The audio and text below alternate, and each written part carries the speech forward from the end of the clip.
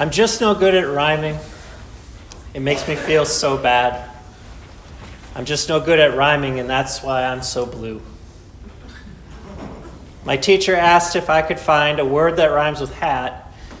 It's something that a dog might chase. Aha, I said. A car? This poem by Chris Harris, I'm just no good at rhyming, is funny, isn't it? But when we look at Matthew's genealogy, we might wonder, is he just no good at counting? In fact, as you read through Matthew's genealogy, you find he makes all sorts of mistakes, all sorts of patterns that don't rhyme. Why? Is Matthew just no good at counting? When you come to the last verse, verse 17, and it says that all the generations from Abraham to David were 14 generations. From David to Babylon were 14 generations.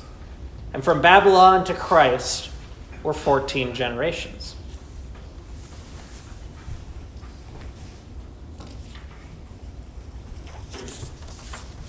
If you've been paying attention to the yellow slip I gave you, were you able to count how many begots there are? Grant? He came up with 39. He's close. Anybody else try to count them? He got 42. You would like to think so. Why would you like to think it was 42? Because it's 14 times 3. Did anybody do the math? However, if you count, it doesn't come out to 42. Does Matthew not know how to do math? His name is Matthew, after all.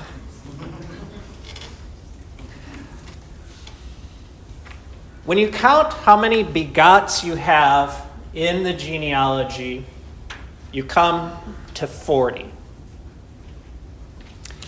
There's the first section, and I broke it into paragraphs here. Verses 2 through 6 is the first 14 generations, and you do get 14. In the second chunk, which would be David to the deportation to Babylon, you get 13. And in the last section, you get 13. Well, that only adds up to 40. But Matthew says, from Abraham to David was 14, 14, 14, which should be 42. So maybe you need to count the names instead of just the begats. If you count the names, you can add Abraham in because he's the first name in the list. But let me tell you, that only gets you to 41. Now, before I get carried away, and if there's any Bible nerds out there, I won't go on about how you can count the Hebrew letters in David's name and how that translates to the math, and how the name of David adds up to a certain number, and how the name of Abraham adds up to a certain number. I won't bore you with all those details. But if you've ever studied the Hebrew Bible in depth, you know that nothing is by mistake. Nothing is by accident. What other things is Matthew just no good at? Well, he's not very good at avoiding the stories that nobody in the family really wants to remember. The scandals. Maybe you noticed some of those places in the pattern that changed.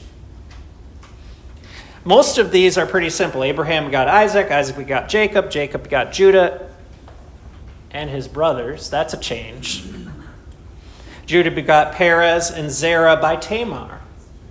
That's a change. Mentioned 2 children, and it mentioned Tamar. Perez begot Hezron, Hezron begot Ram, Ram begot Amminadab, Amminadab begot Nahshon, Nahshon begot Salmon, Salmon begot Boaz by Rahab. That's a change. Boaz begot Obed by Ruth. That's a change. Obed begot Jesse, Jesse begot David the king. That's a change. When a Hebrew writer, or in Matthew's case, a Hebrew thinker writing in Greek, wants to draw our attention to something important, he will purposely forget to rhyme. I'm just no good at rhyming. It makes me feel so bad. I'm just no good at rhyming, and that's why I am blue. He wants to highlight something. That's why you notice these changes. And what particular changes keep showing up in the genealogy? We've already had 2 of them. They're women. Normally, a genealogy in those days would not include women at all. Wouldn't mention them, wouldn't bother with it. It's a patriarchal system. And the lineage of the king, this is a royal lineage, would focus on the men, because that's the way the inheritance and the kingship is passed on. But all of a sudden you have these women who have been put into the story. Tamar, Rahab, Ruth.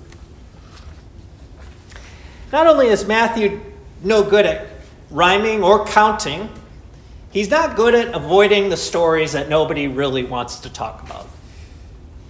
He brings them up front and center so that he would be as controversial as he could be right from the very first verses of his gospel.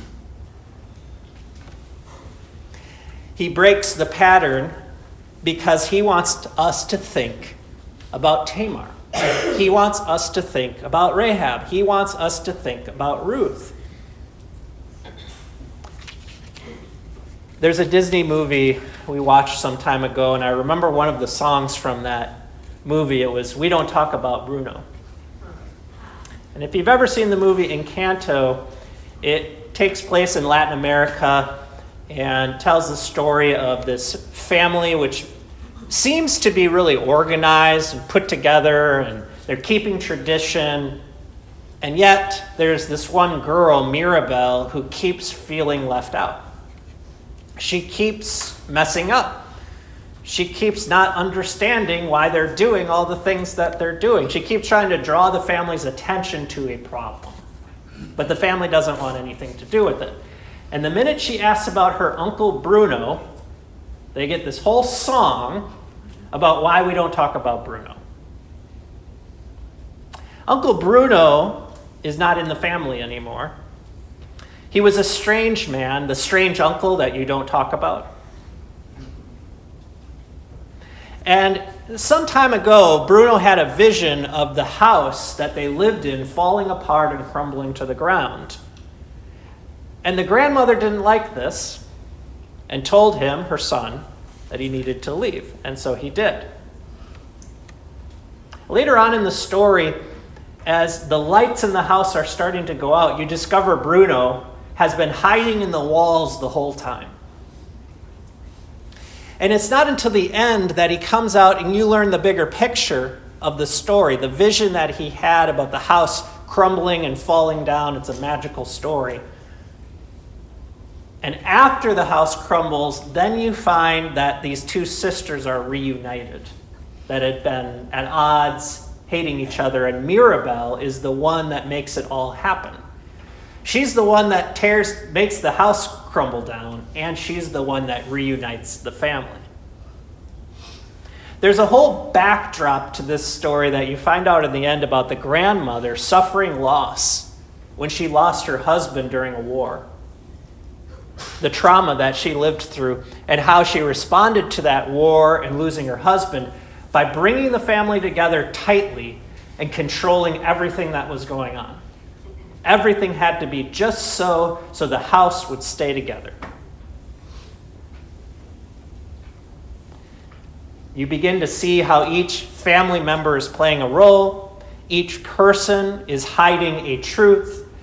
Everyone seems to be an imposter. Until finally the house crumbles, and until Mirabel can put the doorknob back on, are they able to have a new home and a new family. Why is it that we don't talk about Bruno? Matthew brings up these three women in his text. He brings up Tamar, Rahab, and Ruth, each of which are known for scandals. Tamar was known because she conceived by Judah, who was not her husband.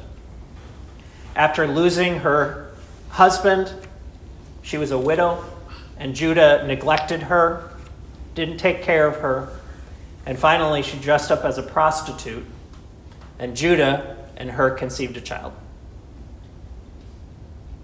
You have the story of Rahab, who was a prostitute in Jericho, a Canaanite, not an Israelite, and she was the one that hid the spies that saved God's people during that time of war.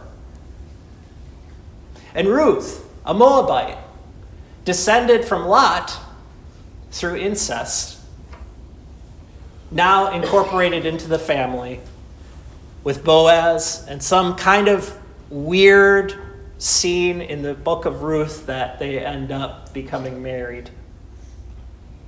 In each case, you find something being highlighted that otherwise you would not want to remember. Matthew keeps bringing these things up for a reason. So there's three reasons I'd like to look at why Matthew brings up family of origin and why it's important for Matthew to talk about the story of Israel. Because if I said this sentence to you and I asked you to finish it, how would you finish this sentence? Those who don't remember the past are bound or doomed to repeat it. This is why we study the Old Testament. And this is why Matthew begins his gospel with a genealogy. Unlike Luke, unlike Mark, unlike John, his unique beginning is not in a manger, it's not in a stable. It's not like John at the beginning of creation, it's not like Mark at the Jordan River, it's with a genealogy. First of all, the family is the origin story of every one of us. Every one of us are part of a family, a story of family after family after family, parent to child. Your parents, believe it or not, were once children. I know it's hard to believe. We still joke about my dad being born with a mustache and a briefcase. Their parents had parents who were once children, who had parents who were once children, who had parents who were once children. These are the stories that make up our identity. And the Hebrew Old Testament makes it abundantly clear that this is important to God. When you go to the book of Genesis, the very first book in the Bible, the word Genesis means origins. And the reason that we call Genesis Genesis is because it is a book of genealogies. There's a Hebrew word that keeps showing up in the book of Genesis over and over that we translate into genealogy. Do any of my catechism students know the Hebrew word for genealogy? All right, somebody shout it out here. Toledoth. Toledoth. All right, they're learning something. Can you say Toledoth? So that's the Hebrew word that could be translated Genesis, genealogy, beginning, begetting. It has to do with one generation to the next. And there are 11 Toledoths in the book of Genesis. 11, and they structure the outline of the whole book. Each one begins the genealogy of Adam, the genealogy of Noah, the genealogy of Abraham. And those 11 make up the structure of Genesis, which leaves you wondering what the 12th is going to be, and there's a reason for that, but I'm not going to point it out right now. When the Bible was translated from Hebrew into Greek, then, they renamed it Genesis, because Gen is the root word, which means origin. Think of all the words that have G-E-N in it. Genealogy, generation, genetics. Your genetics are based on your genealogy. Partly your genetics are hardwired into you. You're born with them by nature. And partly your genetics are changed by nurture. In the last 10 years, the study of genetics, or the deeper study of what they call epigenetics, has exploded. A look into our DNA. On the one hand, how much we're born and we inherit from our parents. On the other hand, how much is shaped by the way we are parented. Your brain is shaped by your experiences and are passed on from one generation to the next generation to the next generation. And so Genesis 5 verse 1 begins the book of the genealogy of Adam, which shows us why Matthew begins with the same pattern of words, the book of the genealogy of who?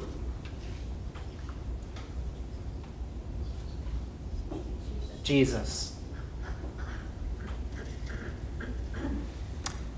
So family is the origin story of us all. Secondly, the past is never dead. It is not even past. William Faulkner. In his book, the Christian counselor Adam Young talks about making sense of your story. He says, to engage your story is to collide with your heart.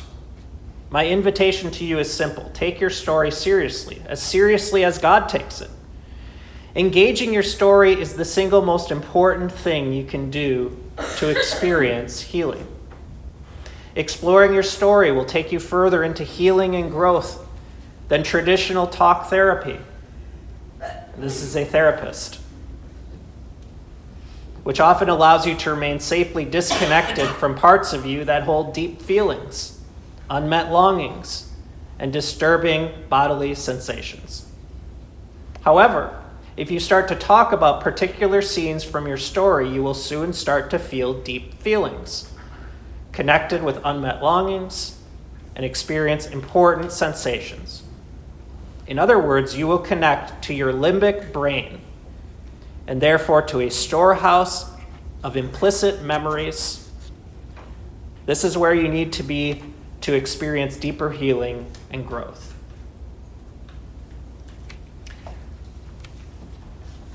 The past is never dead. It's not even past. There's a reason why we study the Old Testament, why we look at these stories, why we see and we take time for a person like Rahab. Why we talk about the exile. How many times does that come up in Bible class, in Sunday school, and in church when we talk about the exile? Matthew mentions it twice. Josiah, verse 11, and Jeconiah and his brothers at the time of the deportation to Babylon. He ends the second group of 14 right when he gets to the 13th one, and then he says Babylon, as if suggesting to us that a whole generation was lost there. A generation of their people enslaved. A generation lost into exile to Babylon. And why? Why did they go into exile? It wasn't because of their obedience. But through that process of exile, God called them back. And he brought them back to the land they were meant to live in, right there in Jerusalem, in Judea. He redeemed them and rescued them from Babylon, and yet they're still not free. When you read Matthew, you realize the exile has not ended. There is not a Jewish king. There's a king that was appointed by the Romans who is descended from Gentiles. King Herod. The Romans are in charge, and crucifixion is the place where we're headed. They're still in exile. The story is not yet resolved, just as we have stories that are not yet resolved. We have stories of exile. We have experiences of exile. We have times of idolatry. We have moments where we need God's rescue and healing, just like Rahab. And thirdly, Jesus has come for Bruno. Jesus has come to heal the brokenhearted, to touch the untouched places, to reach the unreached Rahabs and Tamars with all the scandal that brings into our world. Do you notice when David is mentioned? In one sentence, he's the king. In the next sentence, he's the one who fathered a child by the wife of Uriah. Did you notice that? Did you notice that the wife, the woman, is never named? Not like Tamar or Rahab or Ruth. This woman's not named. The way she's named as the one whose husband was Uriah. Why would Matthew want to highlight that the husband of this woman was Uriah? We know her name is Bathsheba. A lot of us know the story of David's adultery with Bathsheba, and yet he wants us to remember the fact that not only was this woman belonging to another man, but that was the man Uriah that David killed in order to commit adultery.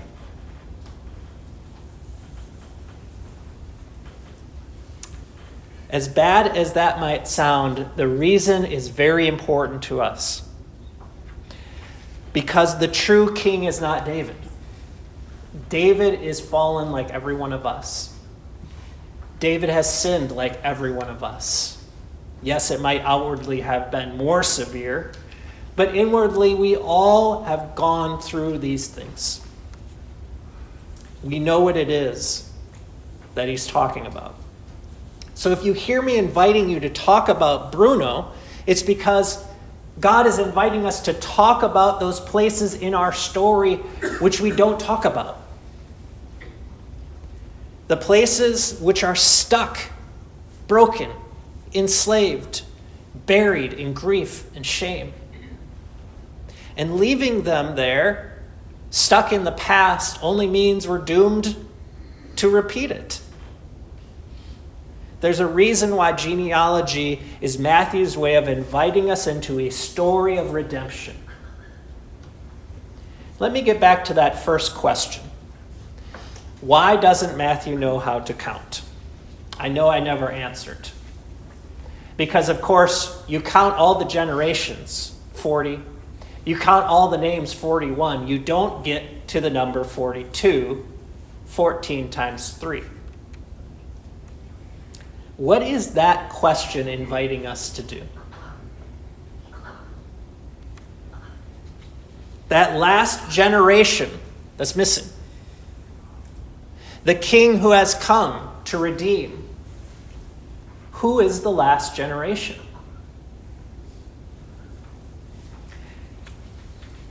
At the very end of Matthew's gospel is the famous Great Commission, where Jesus says, "All authority has been given unto me in heaven and on earth. Go therefore, and make disciples of all the what? The nations." As much as we've talked about David, he begins the genealogy with David, the son of Jesus, the son of David, the son of Abraham. And Abraham ties in this first verse in Matthew to the last verse in Matthew. Because Abraham is the one who is promised to be the father of what? Of all nations. The generation that has not yet been born is you.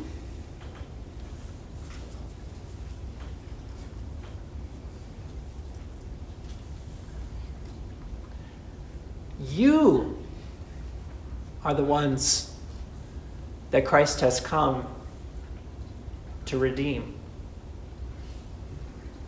You, the Gentiles, are the ones that God is not afraid to speak of. Is not shy about spending time with. He's not hiding away from those deep, dark places within you. He's the God who is perfectly comfortable there. The God who is giving you a new birth, a begat, which has your name on it. Whether you find yourself more like Ruth or like David. Jesus is redeeming Bruno and all of our stories. So, what is your story?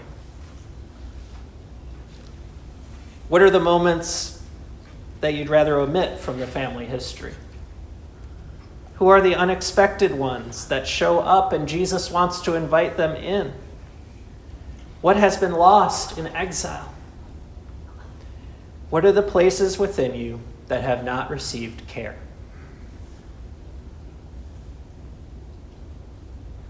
This is where you've come from, and that will show you how to prepare for what's ahead. Amen.